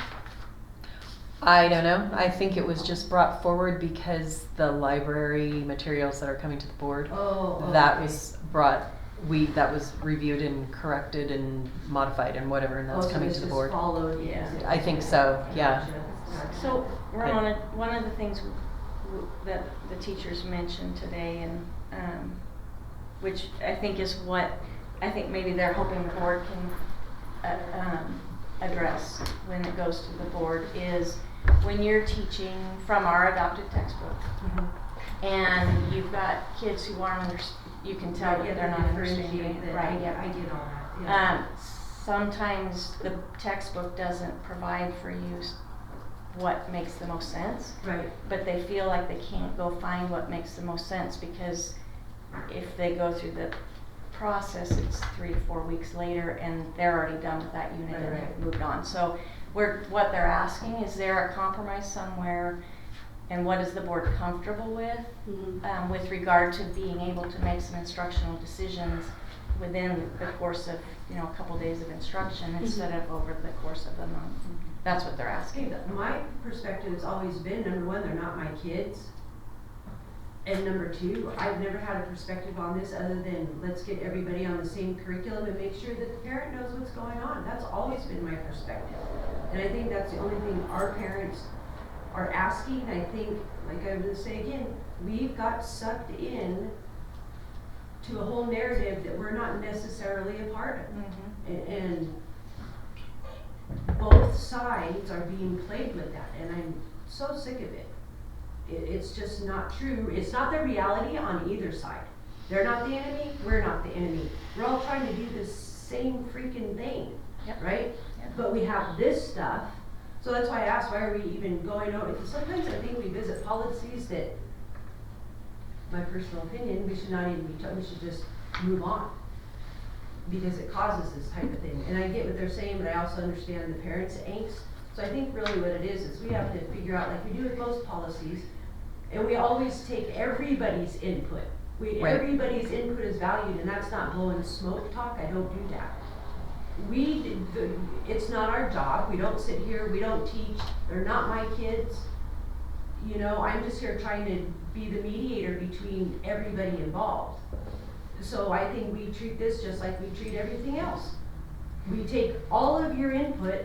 We had one policy, we've sat here and read 750 recommendations, and almost every single one of them made it in the policy, because that's how a policy gets written. We send it out, we get everybody's feedback. Hearing your point is valuable. I don't want anybody to think that their voice isn't valued. That's just not true. It's not at all. Regardless of difference of opinions. And I think we get everybody's feedback and we handle it like every other policy, you know, and then we come back together, we go through, we look at all their concerns. They have to be able to teach their classroom changes. What if they get 5 more students from some other district, or those 5 kids now they aren't at that reading level, they aren't at that understanding level, they can't intellectually digest what's being given to them in the curriculum. I get that. So there has to be some grace in that. We just have to be able to present that to the community. What we need At to some be able to point. also do, Ramona, is ensure that the teachers understand that we, the board, are not against them. Right. Because that's come out several times tonight. And it's Well, something not that being has told been. that we don't have the money to send all of our staff freaking animal crackers and M&Ms, which my husband said I can pay for out of my pocket, does not tell all these teachers that we appreciate them. I hear you. I don't know what that was Nobody about. knows what that's Well. about. But anyway, but my point. The board was told, I'll say what it was about, it's public information. The board was told we couldn't buy teachers for teacher appreciation, M&Ms and animal crackers, because the board's budget didn't have it in it.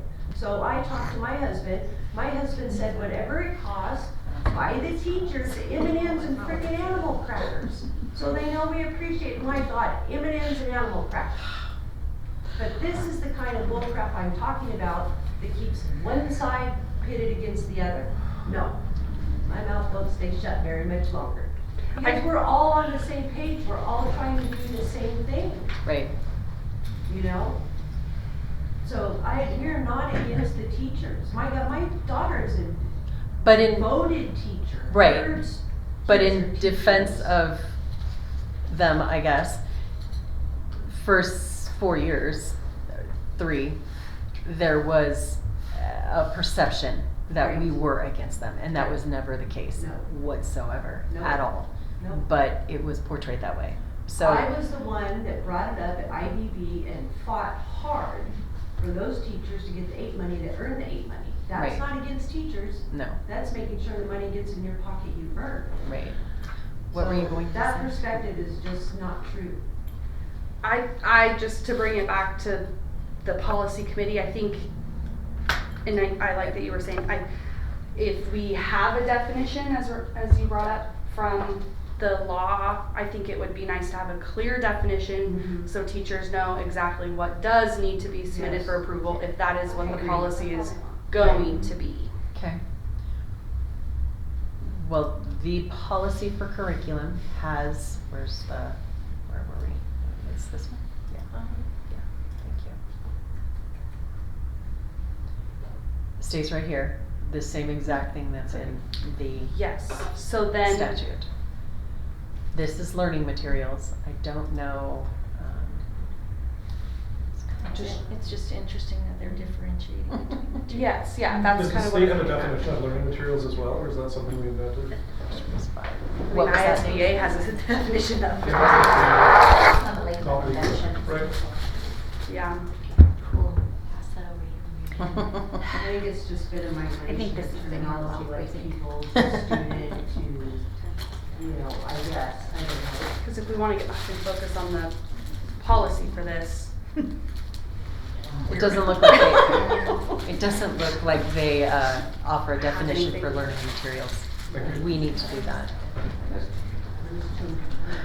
Yes, because I think because we just use so many different things and it's hard to know, does this fall under an internet resource or is it now a worksheet because I printed it, or is it now whereas a video is a internet resource, which now makes a 2-minute video a curriculum. I'm just trying to figure out where things fall so it's a little more clear for us if we are going to keep certain things need to be approved or everything needs to be approved. We got to know what you guys want from us so that way we can follow the policy. I mean, can it Well, be? what I hear, but what has been presented throughout this whole meeting is that the way it currently is, nobody likes. It's not working because it's too Yeah. cumbersome or it takes too long or whatever. Mhm. So, that being said, this doesn't address that. Okay. That's a whole different Yes. process. And so what you're saying is you'd like to take that thought to the board and figure out something outside of a policy then to fix that issue, or?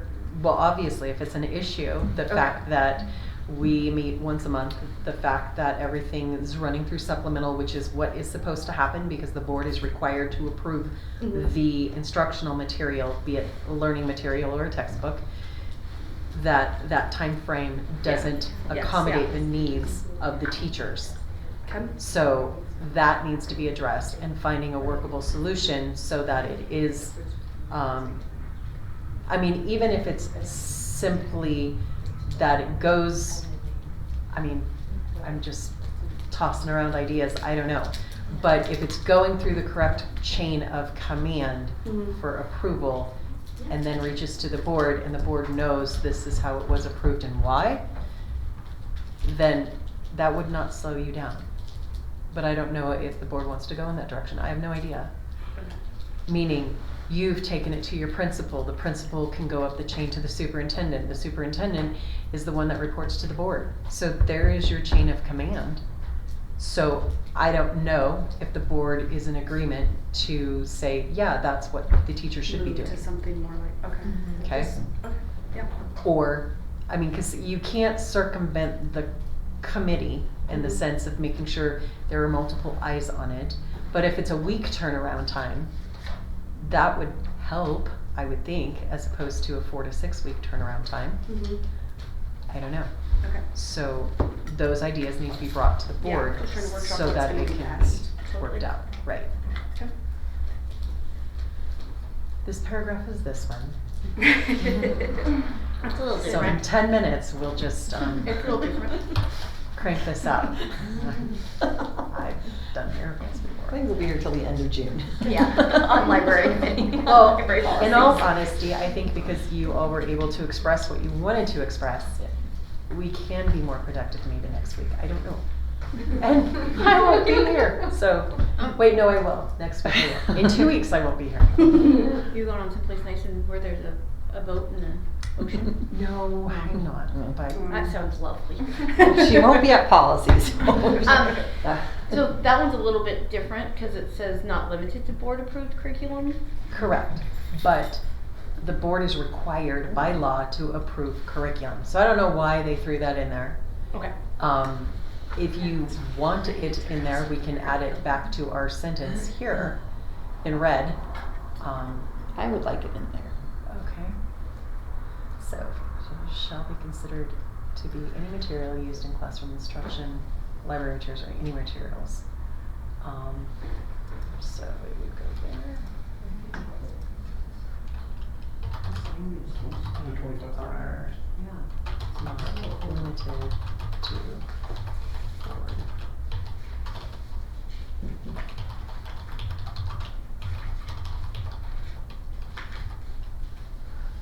Okay.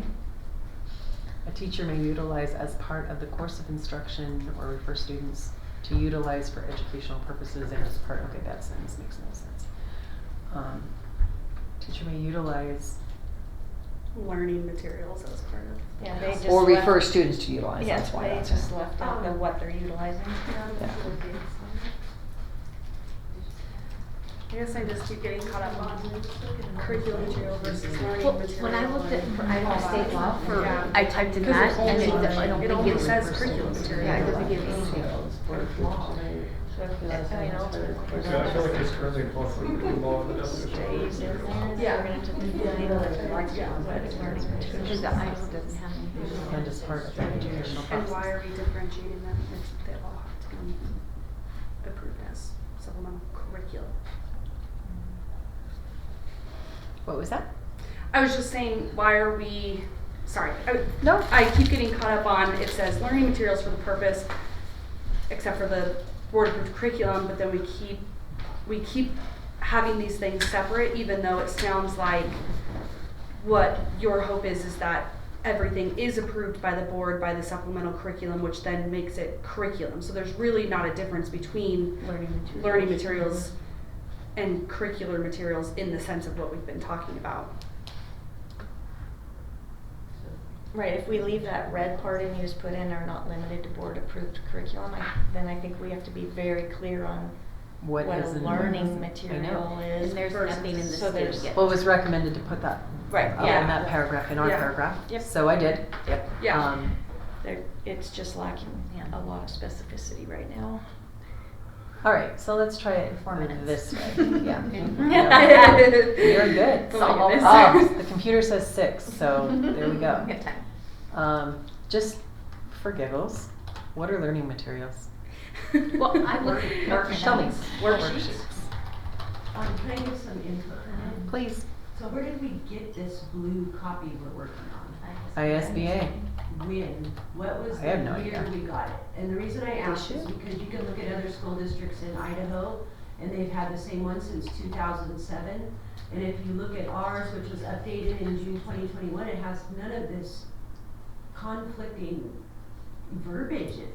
Right. I mean, even the Bless you. verbiage in the policy is in conflict with the law. And even the process of telling you to resolve the issue is in conflict with the law. I mean, I think somehow maybe we got wrong, old information got put in as new information. This was updated in 2022 by ISBA 2530. And this looks like April. So I don't know. Not limited to. I hate to keep interrupting, but I just don't want us to spend a bunch of time on something we already Right, this is, decided not to have in our district. right, but this was from ISBA Okay. from October of 2022. We last updated our policy in 2021, and it had 2 periods. But,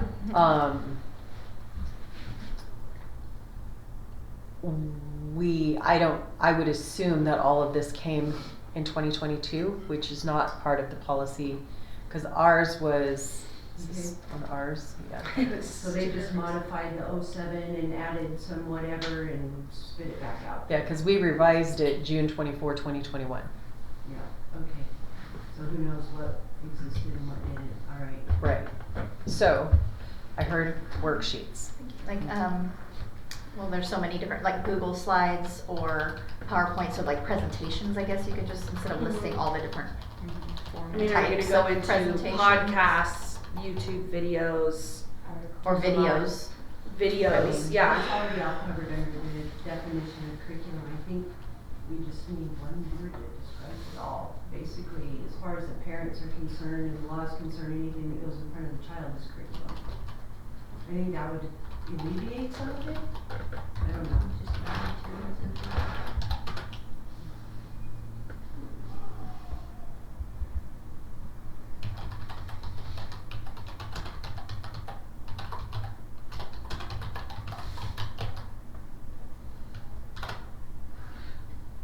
I don't know. I mean, That seems too vague. But